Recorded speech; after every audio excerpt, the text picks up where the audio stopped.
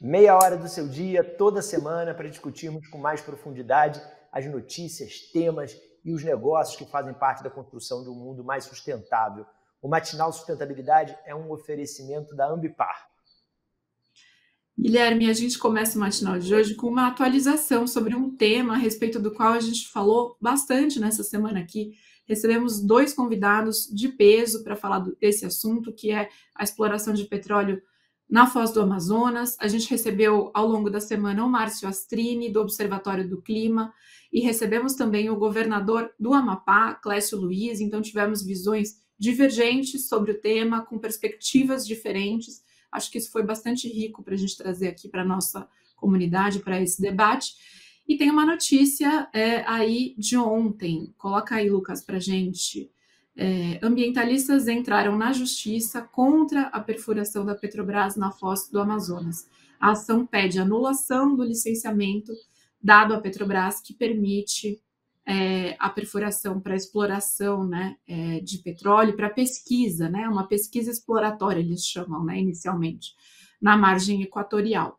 Então, é mais um capítulo desse tema e agora a gente deve ver isso se desdobrar, a depender de qual for a decisão da justiça, né, Guilherme?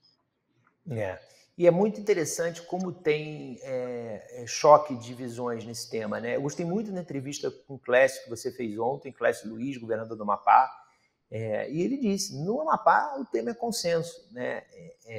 E você vai para os ambientalistas, o tema também é consenso, contra. É muito interessante, assim. Mas é isso, a gente tem que ouvir todos os argumentos e colocá-los aqui para cada um informando a sua opinião. Bom, temos a nossa convidada, ainda precisa de uns minutinhos aí, e antes então dela... Desculpa, Lucas, não ouvi o que você falou. Posso chamar, tá ótimo. Então ela está pronta. Muito bem, o Matinal recebe hoje a diretora de pesquisa do Instituto Igarapé, Melina Risso. Bom dia, Melina, bem-vinda ao Matinal, tudo bem? Bom dia, Guilherme, tudo bem, e você? Eu estou bem, você que teve que despencar da cama nesse matinal madrugal, eu não sei como é que você está. Desculpa, a gente convida a pessoa e depois fala, ó, essa semana é 1h30 mais cedo, tá? Tipo assim, como se fosse uma coisa normal. Mas é que é um assunto tão importante, Guilherme, que a gente não pode deixar de falar. Não, tá certo. E você sabe, Melina, a audiência do Matinal, ela é muito maior durante o dia do que ao vivo. As pessoas, elas ouvem o Matinal ao longo do dia. Ouvem, assistem, né? Ao longo do dia.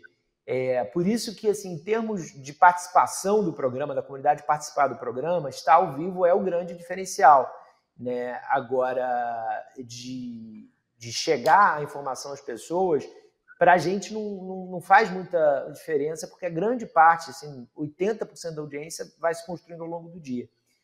Melina, obrigado por você estar com a gente. O Instituto Igarapé, com apoio jurídico internacional, lançou um estudo detalhado sobre a eficácia dos sistemas de combate à lavagem de dinheiro em relação a crimes ambientais na bacia amazônica. O foco está em setores como mineração ilegal, grilagem, extração de madeira e agropecuária ilegal, com destaque para falhas estruturais nos mecanismos de fiscalização e confisco de bens. O estudo, Melina, mostra que a legislação brasileira já permite aplicar leis de lavagem de dinheiro a crimes ambientais, mas tem déficit na extinção de domínio, né? Na prática, por que esse instrumento ainda não é tão utilizado, não é utilizado como poderia, mesmo nos casos de desmatamento e grilagem que são tão abundantes?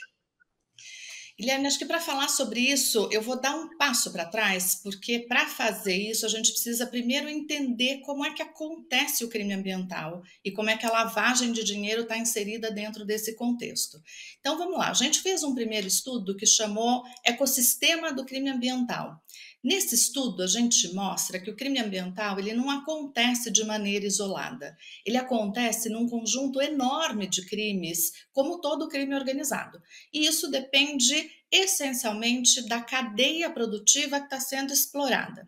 Acho que um ponto que vale a pena ressaltar para quem nos assiste é que, diferente, por exemplo, de crimes convencionais como tráfico de drogas, homicídio, no crime ambiental, o primeiro elemento ele precisa ser a definição do que é legal do que é ilegal. Então, vou dar um exemplo. Não é proibido cortar madeira, extrair madeira, ou mesmo desmatar, mineração, não são atividades proibidas por natureza. Mas para que ela seja legal, ela precisa cumprir uma série de regramentos. Ele não pode acontecer da maneira que as pessoas bem querem. Então, identificar o crime ambiental, ele é mais difícil, ele começa anteriormente para entender se a exploração daquela atividade ela está seguindo a conformidade, se ela está acontecendo no lugar que ela poderia, se a propriedade é válida. Então tem uma série de elementos aqui dentro desse processo. Então a gente mostra no estudo do ecossistema do crime ambiental que, dependendo de como funciona essa cadeia, são vários crimes que estão concorrendo. Então, por exemplo, vamos falar da extração de madeira. Para a madeira valer dinheiro depois que ela é extraída, você precisa do crédito que o IBAMA fornece aos estados ali dentro do sistema para poder fazer a comercialização.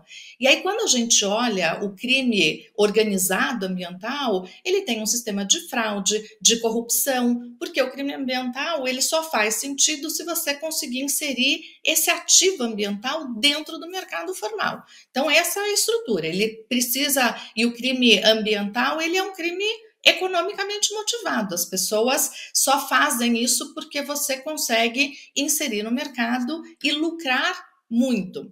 Quando a gente fala da mineração, por exemplo, a mesma coisa, a gente vai olhar a lavagem de dinheiro muito presente dentro dessa atividade, porque você extrai o ouro de maneira ilegal, em áreas que não podem, sem as autorizações necessárias, usando mercúrio, e depois você vende esse ouro como se ele fosse de uma área legal. Então, a primeira coisa é entender esse universo do crime ambiental e como é que ele acontece. Só para a gente deixar claro, hoje já é a terceira economia ilícita que mais movimenta dinheiro no mundo. Então, ele é muito lucrativo e nem sempre as autoridades estão com toda a atenção para esse tipo de crime. Depois, se a gente entender a lavagem de dinheiro como a ocultação da origem do dinheiro, e nesse caso, vamos ampliar, porque na legislação brasileira eu estou falando da ocultação da origem do bem, o fato de eu tentar esconder essa origem ilegal, ele pode ser tratado como lavagem de dinheiro. Infelizmente, a gente ainda não tem visto todas as autoridades tratando isso e fazendo esse processo também na persecução penal, fazendo o processamento, né, e o julgamento em relação à lavagem de dinheiro, não só ao crime ambiental, mas a esse outro crime que também está associado ao crime ambiental. E aí o que a gente foi olhar quando a gente começa a fazer esse estudo, e esse estudo mostra exatamente isso, é se a legislação de lavagem de dinheiro que foi criada tipicamente para o tráfico de drogas, corrupção, terrorismo, se ela já estava preparada para lidar com os crimes ambientais. Porque, como eu expliquei, ela tem algumas características aqui muito próprias. E o que a gente observa é que nem sempre a legislação está preparada para lidar com isso. Por quê? Porque em alguns países, não é o caso do Brasil, o Brasil já tem uma legislação de terceira geração que reconhece todos os crimes que têm essa ocultação da origem do dinheiro, do bem, como um crime de lavagem de dinheiro.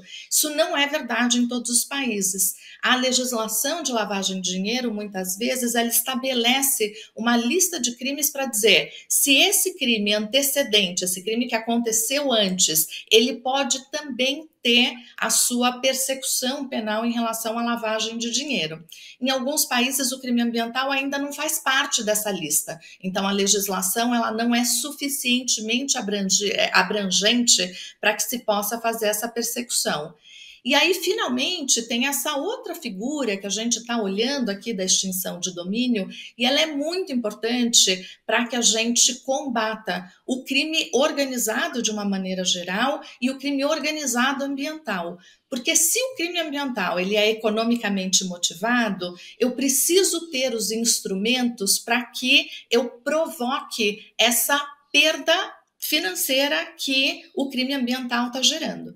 Então, a extinção de domínio nada mais é do que fazer um perdimento de bens. Então, não só você faz a persecução penal pelos crimes que estão acontecendo, mas você também perde esse bem que tem a origem no crime ambiental. Na extinção de domínio, quando a gente compara aqui na região, é uma figura que está dentro da persecução civil e não da persecução penal. Então, ele tem algumas características diferentes. Primeiro, a celeridade do processo, a instrumentação de prova, que você precisa fazer isso, mas ele é um instrumento muito importante porque imediatamente você congela esse bem e você pode dar perdimento no bem. E aí, portanto, aquela motivação original que deu origem ao crime, ela deixa de ter sentido, ela deixa de ter valor. Mais do que a extinção de domínio, mais do que, inclusive, só para o crime organizado ambiental, ele é um instrumento absolutamente valioso para o combate ao crime organizado, e a gente tem visto agora como é que o governo tem tratado dessa matéria nesse novo projeto que eles estão apresentando. Qual é a extensão e qual é o mecanismo que vai ser proposto para que então se possa utilizar mais esse instrumento que é tão importante no enfrentamento ao crime organizado e ao crime organizado ambiental. Melina, bom dia. Eu queria pedir para você traçar um pouco, aprofundar um pouco essa questão de qual é a relação entre o crime organizado e os delitos ambientais, né? Garimpo ilegal, extração ilegal de madeira, de ouro, né? Então, assim, quem financia, quem se beneficia hoje desses delitos ambientais?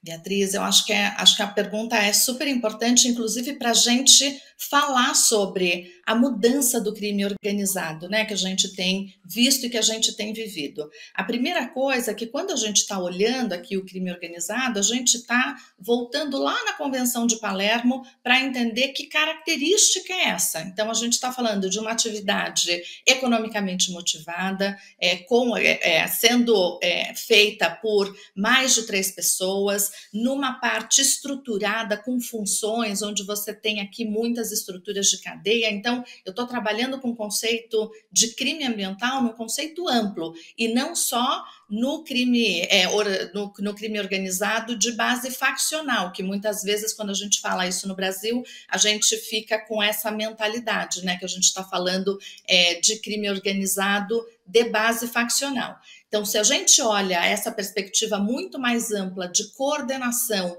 de diferentes grupos para fazer essa alta lucratividade, a gente vai entender que esse crime organizado, ele é extenso, que está explorando o crime ambiental. Até porque fazer exploração de crime ambiental, por exemplo, mineração ilegal ou mesmo extração ilegal de madeira, a quantidade de recurso que você precisa para fazer extração em lugares que não tem via estabelecida, quando você olha, por exemplo, no meio da terra Yanomami, aquele maquinário dentro da terra indígena, alguém precisou levar, isso custa muito caro. Então, tem um processo hoje de financiamento, esse recurso vem de diferentes áreas, inclusive do tráfico de drogas. A gente auxiliou o NODC no estudo do ano passado sobre tráfico de drogas, mostrando como muitas vezes esse recurso financia atividades de crime ambiental. Então, esse recurso também é originário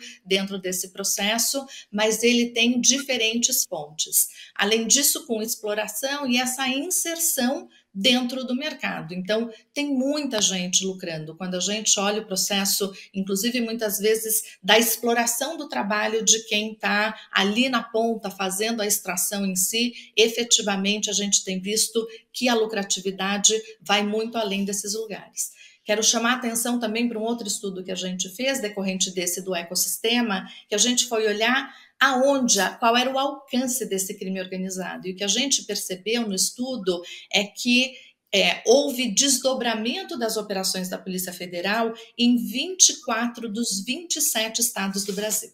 Então, o dano, ele fica na Amazônia, mas o lucro e a organização que se necessita para operar esse sistema, ele vai muito além da Amazônia, ele está no Brasil inteiro, mais do que isso, ele tem conexões transnacionais. Então, compreender essa complexidade e fechar todos esses buracos que a gente ainda tem na legislação, no entendimento de como isso funciona, ele é absolutamente fundamental.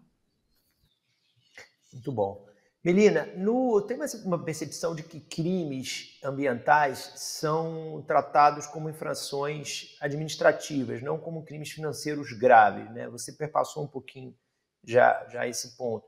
Como é que a gente muda essa cultura nas instituições de fiscalização e principalmente no judiciário, né? Na hora de punir mesmo? Acho que você traz um ponto muito importante, Guilherme. Vou contar uma anedota. Quando eu comecei a fazer pesquisa sobre crime ambiental, eu estava no meio da Amazônia, numa rodovia que conecta Boa Vista a Manaus, bem ali na linha da Terra Yanomami. E eu perguntei para o chefe da operação que estava acontecendo ali, como é que está indo a operação? E ele me falou, olha, para drogas a gente já conseguiu barrar todo tipo de droga que entra da Venezuela para o Brasil. Eu falei, que ótimo, parabéns pela atuação. Armas. Ele falou, arma de vez em quando entra um pouco, mas a gente está combatendo isso. E aí eu perguntei, e ouro? E aí ele olhou bem para a minha cara e falou, ouro? Ele não entendeu a minha pergunta. Então, acho que a primeira questão que a gente veio mostrando ao longo do tempo e está trabalhando com esse cenário, por isso essa conversa é tão importante, primeiro mostrar que não é uma atividade sem vítima. A gente ainda tem uma ideia que é um crime de terceira categoria, que isso não é importante, etc. Então, a primeira coisa para a gente entender, ele é um crime que provoca um dano muito profundo. Em momentos de crise climática, de avanço do desmatamento ilegal que está colocando em xeque toda a humanidade, a gente precisa olhar para os crimes ambientais.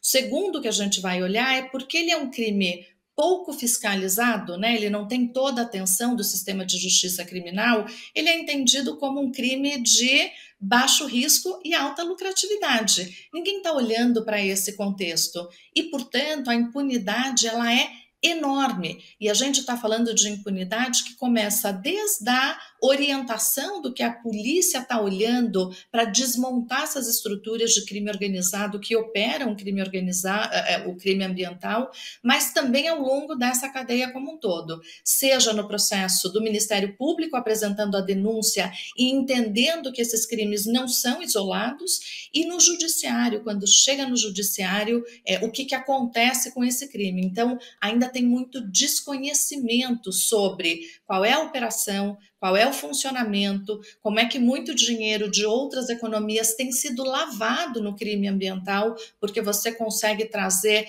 uma série de outros recursos que não têm a origem declarada para conseguir fazer grande movimentação de dinheiro. E, além disso, o próprio crime ambiental, quando você insere esses ativos extraídos de forma ilegal, ele também gera muito recurso. Lembrando, a gente está batendo recordes, por exemplo, no preço do ouro. Então, esse ouro que é extraído de maneira ilegal no Brasil, em toda a Amazônia e no mundo inteiro, ele entra com muita facilidade dentro do mercado formal, gerando muita lucratividade e permitindo com que se movimente grandes quantidades de dinheiro. Porque você declara um tipo de quilate, mas transporta outro. E as nossas estruturas de fiscalização em todos os lugares, seja da alfândega, da Receita Federal, das polícias, elas ainda não estão equipadas para lidar com essa sofisticação que o crime organizado tem se apropriado e tem movimentado todo o recurso. Melina, Perfeito. é um assunto super importante. A gente fica muito feliz que você tenha topado participar aqui do Matinal com a gente. E já fica o convite para a gente voltar a trazer esse assunto aqui, especialmente quando a gente tiver também novidades aí sobre como o governo, o Congresso estão lidando com esse assunto. E esperamos aí que a gente tenha sempre avanços, claro. Obrigada. Imagina, obrigada a vocês, obrigada, Guilherme, obrigada, Beatriz. Valeu, Melina. Um abraço. Bia, vamos agora para o quadro Negócios Verdes. As empresas privadas do setor elétrico, especialmente as de energia solar e eólica, têm feito diversas reclamações ao governo e ao ONS, né, o Operador Nacional do Sistema Elétrico. Explica para a gente, por favor.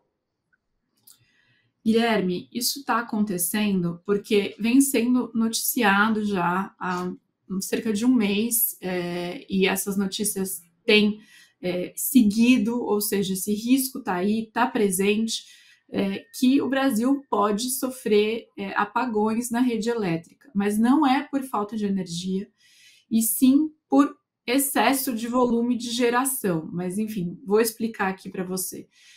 O alerta tem partido justamente do Operador Nacional do Sistema Elétrico, o ONS, como você falou, um alerta de que há um desequilíbrio sendo enfrentado em períodos em que a geração de energia, especialmente solar e eólica, está alta e o consumo reduzido.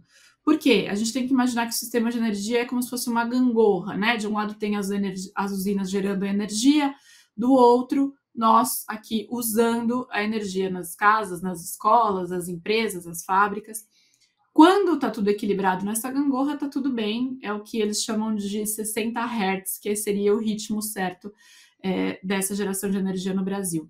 Mas se as usinas produzem demais e as pessoas usam de menos, como num feriado ensolarado, num final de semana ali, que as pessoas estão mais fora de casa, um dia de verão, essa gangorra sobe muito mais de um lado do que do outro. E a frequência passa aí desses 60 Hz, passa desse sistema de equilíbrio e o tal sistema entra em alerta. E para evitar que tudo queime, as usinas se desligam sozinhas.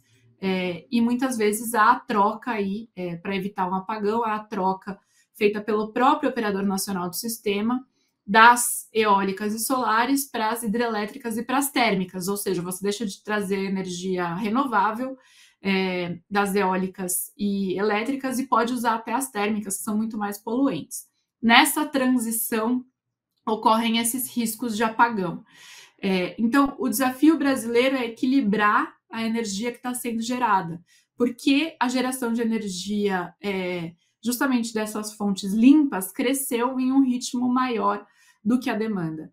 E isso está gerando um problema. As empresas privadas do setor elétrico, especialmente essa de energia solar e eólica, têm feito essas reclamações ao governo e reclamado da falta de infraestrutura para transmissão e armazenamento dessa energia que vem sendo gerada. Então, um assunto para a gente seguir acompanhando aqui no Matinal Sustentabilidade. Muito bom, muito bom. É importante você trazer isso. E temos que falar de COP agora, né? Isso aí, vamos lá, conta pra gente. É isso aí, o nosso quadro em que pé tá COP, o acompanhamento semanal que a gente faz das questões relacionadas à Conferência do Clima, que acontece no mês que vem aqui no Brasil, em Belém. O Brasil, Bia, vive a expectativa daquele fundo para preservar a floresta anunciado na ONU, que ele comece a receber finalmente recursos de outros países. Hoje, apenas o Brasil investiu e recentemente, com a visita do Lula à Indonésia, né, agora, houve promessa de investimentos. Faltando menos de 2 semanas para a COP, o governo espera novos aportes de países do G20 durante a conferência. O sucesso desse fundo e desses aportes pode ser uma notícia de sucesso para uma conferência que precisa dessas notícias, né, Bia? Politicamente, a COP está carente de boas notícias para que ela seja vista como uma conferência de sucesso e não prejudique a imagem do governo brasileiro, do Lula e da agenda de clima, né? Isso, Guilherme. E por isso a Fazenda tem trabalhado com 2 grandes projetos para essa COP. A gente fala do segundo num próximo Matinal Sustentabilidade, mas o primeiro é esse TFFF, esse fundo para as florestas tropicais, porque são projetos que não dependem de consenso entre os países que vão estar presentes na COP, justamente num cenário geopolítico tão complexo e adverso, em que conseguir construir esse consenso é tão difícil. São projetos por adesão. Esse fundo é um deles, né? Esse fundo foi pensado e anunciado até pela ministra Marina Silva já há algum tempo, e o Brasil trabalhou para operacionalizar esse fundo. Então, nessa semana, a gente teve 2 notícias positivas. A primeira é a formalização da criação desse fundo por parte do Banco Mundial, que vai ser como se fosse o gestor desse fundo. Não sei aqui se eu estou usando o termo correto, mas é o Banco Mundial que vai avalizar, digamos assim, a criação desse fundo. Isso foi formalmente realizado, então o fundo está pronto para operar, está pronto para receber esses aportes. E nessa visita do Lula à Indonésia, o governo da Indonésia prometeu que vai colocar dinheiro também. Então, é uma boa notícia, mas é claro que os países tendem a deixar para fazer esse anúncio na própria COP, né, Guilherme, para ter aquele momento ali de impacto. Então, a notícia da oficialização pelo Banco Mundial é muito importante para o Brasil, para que esse passo de receber os aportes comece a ser dado. Lembrando, essa é uma justificativa, esse é um projeto que o Brasil justifica, que é necessário, porque se diz que não é possível esperar só as doações, porque as doações ora vêm, ora não vêm, dependem de governo. Então, criou-se um mecanismo para que seja rentável esse investimento em sustentabilidade, né? Que os países coloquem dinheiro, mas que esse dinheiro se reverta também em recursos para os próprios países que estão doando, que estão investindo. Então, é um projeto ambicioso e eu acho que um dos principais projetos que o governo Lula quer ver deslanchar na COP. Teve essa notícia positiva aí nessa semana e essa promessa da Indonésia de também colocar dinheiro. É isso aí. Ó, vamos falar do resultado da nossa enquete no Matinal, que a gente não falou. A gente perguntou o que está por trás de verdade dos planos do Donald Trump quando ele fala nessas ações em terra firme contra os cartéis. Na nossa live, na vertical, a maioria acha que é derrubar o Maduro, 33%, interferir em países politicamente, 30%, desculpa para buscar explorar petróleo, 26%, e 11% entendem que o Trump quer mesmo combater o tráfico.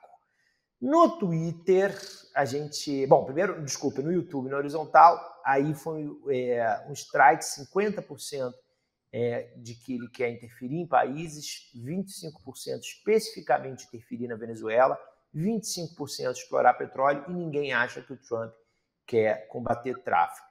E no Twitter a gente teve bastantes votos, 65% desculpa para explorar petróleo, 27% interferir em países e 6,8% derrubar o Maduro.